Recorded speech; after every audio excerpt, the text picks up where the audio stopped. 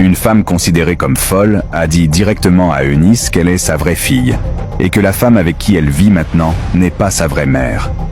Mais après qu'Eunice l'ait menacée un jour en rentrant de l'école avec ses amis, le lendemain, elle ne l'a pas trouvée à son endroit habituel. Cela l'a beaucoup inquiétée. Elle se sentait mal, comme si elle avait été méchante. Elle regrettait de l'avoir traitée ainsi.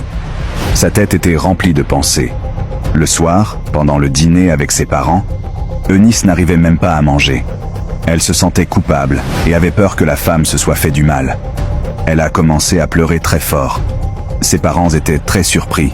« Eunice, qu'est-ce qu'il y a? Pourquoi tu pleures? Tu t'es fait mal ?» demandèrent-ils. « Non, maman. Tu ne comprendras pas. J'ai juste le cœur brisé. »« Ma princesse, dis-nous ce qui ne va pas. Tout ce que tu demandes, on te le donne. Dis-nous, et on va t'aider. » Eunice a menti. Elle a dit qu'elle ne comprenait pas ses devoirs, mais qu'elle allait essayer encore. Elle ne savait même pas quoi dire, alors elle a juste parlé au hasard.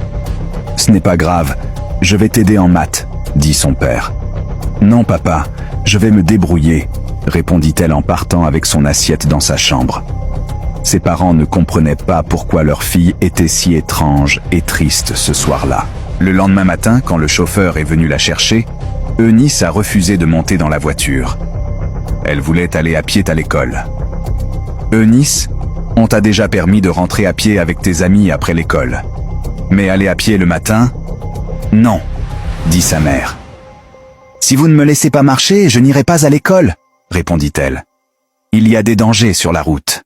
Ce n'est pas sûr pour une jeune fille, » insista sa mère. « Je connais le chemin. Si je peux marcher de l'école à la maison, pourquoi pas l'inverse ?»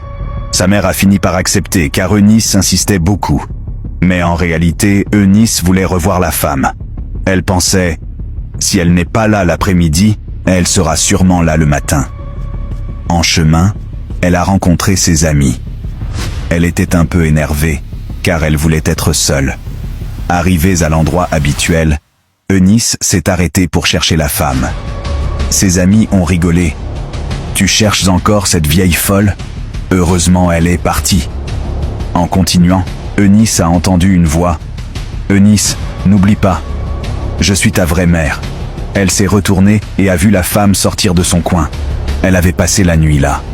Eunice s'est approchée et l'a serrée dans ses bras, très heureuse. Ses amis étaient choqués. « Eunice, tu viens vraiment de serrer cette femme folle dans tes bras ?